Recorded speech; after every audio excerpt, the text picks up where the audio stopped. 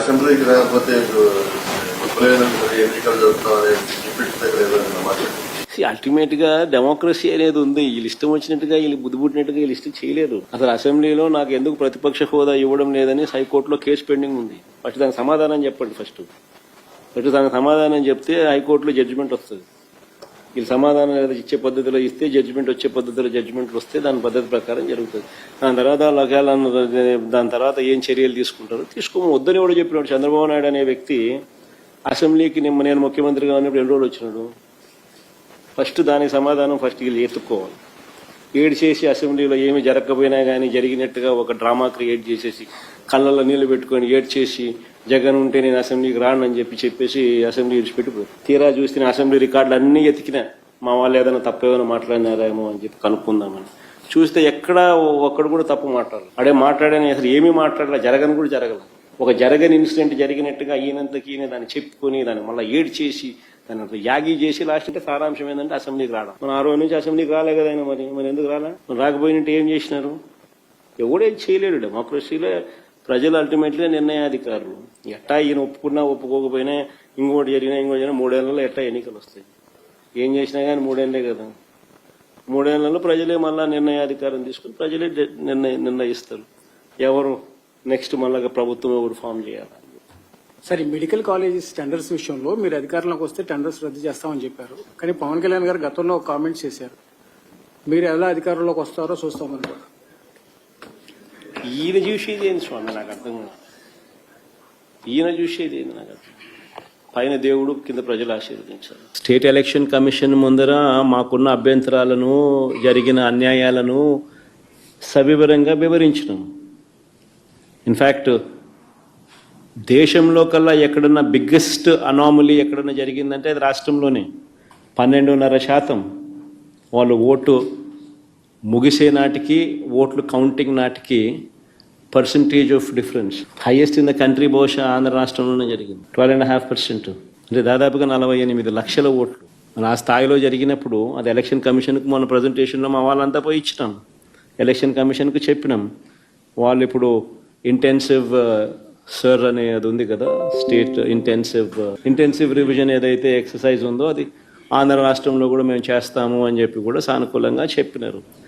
కానీ at the end of the day అన్ఫార్చునేట్గా ఏం చేయగలుగుతాం? ఏదైనా కానీ ఈ రాహుల్ గాంధీ అనే వ్యక్తి ఏదైతే చెప్తా ఉన్నారో, ఎందుకు ఈ రాహుల్ గాంధీ అనే వ్యక్తి ఆంధ్ర గురించి ఎందుకు మాట్లాడడం లేదు చెప్పు? చంద్రబాబు నాయుడుతో హాట్లైన్లో టచ్లో ఉన్నాడు కాబట్టి మాట్లాడడం. ఎందుకు Andhra incharge national spokesperson మనిషోడు అమాణిక్యం ఠాకూరా అడేపొద్దున్న చంద్రబాబు నాయుడు గురించి మాట్లాడినాడా?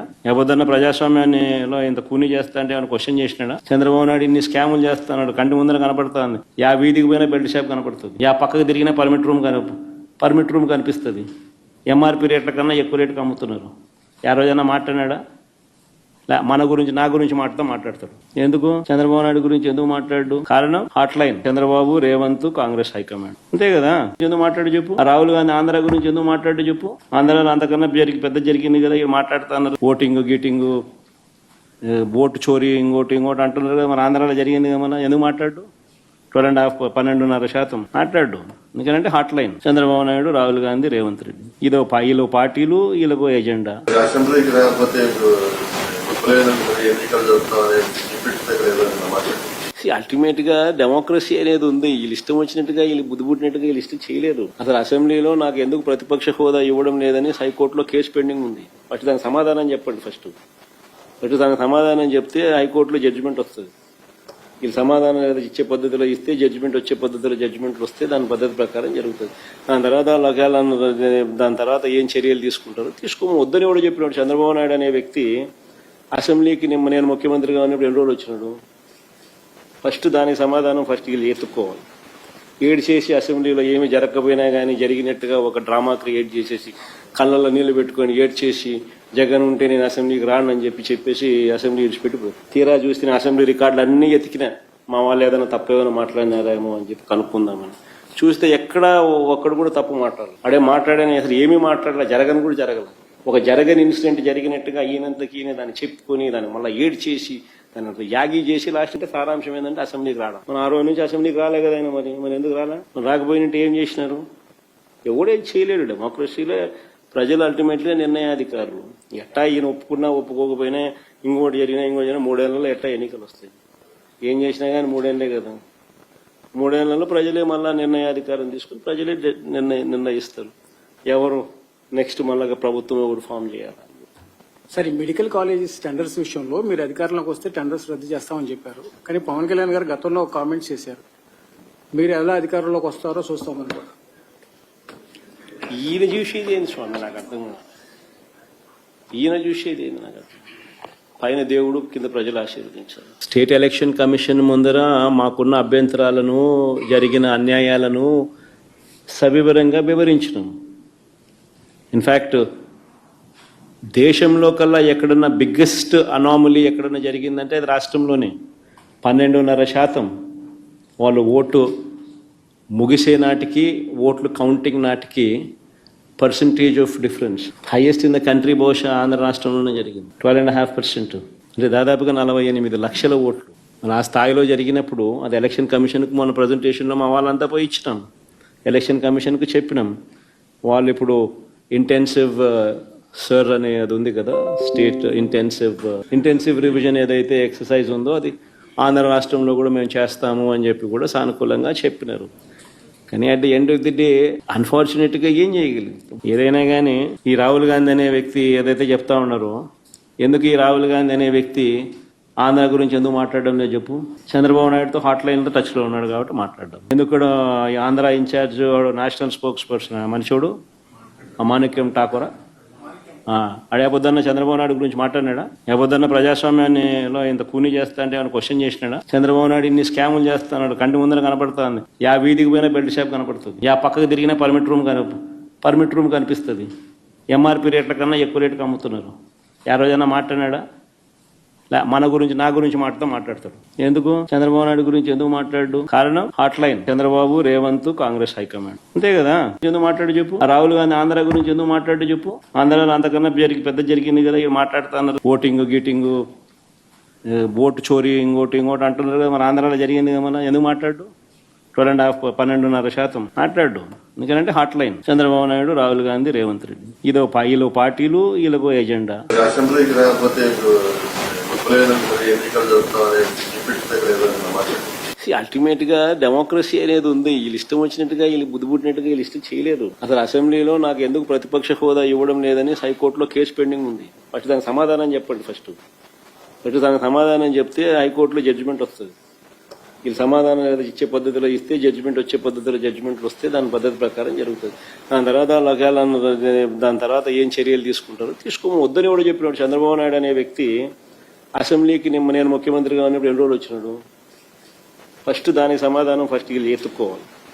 ఏడ్ చేసి అసెంబ్లీలో ఏమి జరగకపోయినా కానీ జరిగినట్టుగా ఒక డ్రామా క్రియేట్ చేసేసి కళ్ళల్లో నీళ్లు పెట్టుకొని ఏడ్ చేసి జగన్ ఉంటే నేను అసెంబ్లీకి రానని చెప్పేసి అసెంబ్లీ విడిచిపెట్టిపోయి తీరా చూస్తే అసెంబ్లీ రికార్డులు అన్నీ ఎతికినా మా వాళ్ళు ఏదైనా తప్పేమైనా మాట్లాడినారేమో అని చెప్పి కనుక్కుందామని చూస్తే ఒక్కడు కూడా తప్పు మాట్లాడని అసలు ఏమీ మాట్లాడలే, జరగని కూడా జరగల. ఒక జరగని ఇన్సిడెంట్ జరిగినట్టుగా ఈయనంతకి ఈయన దాన్ని చెప్పుకొని దాన్ని మళ్ళీ ఏడ్ చేసి దాన్ని అట్లా యాగి చేసి లాస్ట్ అంటే సారాంశం ఏంటంటే అసెంబ్లీకి రావడం. మన 6 రోజుల నుంచి అసెంబ్లీకి రాలే కదా ఆయన. మరి ఎందుకు రాలా? రాకపోయినట్టు ఏం చేసినారు? ఎవడేం చేయలేడు. డెమోక్రసీలో ప్రజలు అల్టిమేట్గా నిర్ణయాధికారులు. ఎట్టా ఈయన ఒప్పుకున్నా ఒప్పుకోకపోయినా ఇంకోటి జరిగినా 3 ఏళ్లలో ఎట్టా ఎన్నికలు వస్తాయి. ఏం చేసినా కానీ 3 ఏళ్లే కదా. 3 ఏళ్లలో ప్రజలే మళ్ళా నిర్ణయాధికారం తీసుకుని ప్రజలే నిర్ణయిస్తారు ఎవరు నెక్స్ట్ మళ్ళా ప్రభుత్వం ఎవరు ఫామ్ చేయాలి. సరే, మెడికల్ కాలేజెస్ టెండర్స్ విషయంలో మీరు అధికారంలోకి వస్తే టెండర్స్ రద్దు చేస్తామని చెప్పారు. కానీ పవన్ కళ్యాణ్ గారు గతంలో కామెంట్స్ చేశారు. మీరు ఎలా అధికారంలోకి వస్తారో చూస్తామని. ఈయన చూసేది ఏంది స్వామి నాకు అర్థం కాదు. ఈయన చూసేది ఏంది నాకు అర్థం. పైన దేవుడు కింద ప్రజలు ఆశీర్వదించారు. స్టేట్ ఎలక్షన్ కమిషన్ ముందర మాకున్న అభ్యంతరాలను జరిగిన అన్యాయాలను సవివరంగా వివరించినాం. ఇన్ఫ్యాక్ట్ దేశంలో కల్లా ఎక్కడన్నా బిగ్గెస్ట్ అనామలీ ఎక్కడన్నా జరిగిందంటే అది రాష్ట్రంలోనే.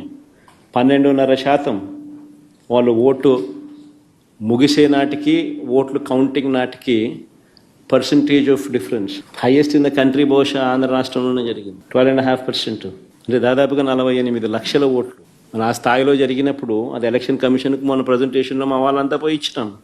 ఎలక్షన్ కమిషన్కు చెప్పినాం. వాళ్ళు ఇప్పుడు ఇంటెన్సివ్ సర్ అనే అది ఉంది కదా, స్టేట్ ఇంటెన్సివ్ రివిజన్ ఏదైతే ఎక్సర్సైజ్ ఉందో అది ఆంధ్ర రాష్ట్రంలో కూడా మేము చేస్తాము అని చెప్పి కూడా సానుకూలంగా చెప్పినారు. కానీ at the end of the day అన్ఫార్చునేట్గా ఏం చేయగలుగుతాం? ఏదైనా కానీ ఈ రాహుల్ గాంధీ అనే వ్యక్తి ఏదైతే చెప్తా ఉన్నారో, ఎందుకు ఈ రాహుల్ గాంధీ అనే వ్యక్తి ఆంధ్ర గురించి ఎందుకు మాట్లాడడం లేదు చెప్పు? చంద్రబాబు నాయుడుతో హాట్ లైన్లో టచ్లో ఉన్నాడు కాబట్టి మాట్లాడడం. ఎందుకు కూడా ఈ Andhra incharge national spokesperson మనిషోడు అమాణిక్యం ఠాకూరా అడేపొద్దన్న చంద్రబాబు నాయుడు గురించి మాట్లాడినాడా? ఏపొద్దన్న ప్రజాస్వామ్యాన్నిలో ఇంత కూని చేస్తా అంటే ఏమైనా క్వశ్చన్ చేసినాడా? చంద్రబాబు నాయుడు ఇన్ని స్కాములు చేస్తున్నాడు, కంటి ముందర కనపడుతుంది. యా వీధికి పోయినా బెల్ట్ షాప్ కనపడుతుంది, యా పక్కకు తిరిగినా పర్మిట్ రూమ్ కనిపిస్తుంది. ఎంఆర్పి రేట్ల కన్నా ఎక్కువ రేటుకి అమ్ముతున్నారు. యా రోజైనా మాట్లాడినాడా? మన గురించి నా గురించి మాట్లాడతాడు. ఎందుకు చంద్రబాబు నాయుడు గురించి ఎందుకు మాట్లాడు? కారణం hot line Chandrababu, Revanth, Congress high command. అంతే కదా. ఎందుకు మాట్లాడు చెప్పు? రాహుల్ గాంధీ ఆంధ్ర గురించి ఎందుకు మాట్లాడు చెప్పు? ఆంధ్రాలో అంతకన్నా పెద్ద జరిగింది కదా, ఇక మాట్లాడుతున్నారు. ఓటింగ్ గీటింగ్, ఓటు చోరీ, ఇంకోటి అంటున్నారు కదా. మన ఆంధ్రాలో జరిగింది కదా, మన ఎందుకు మాట్లాడు?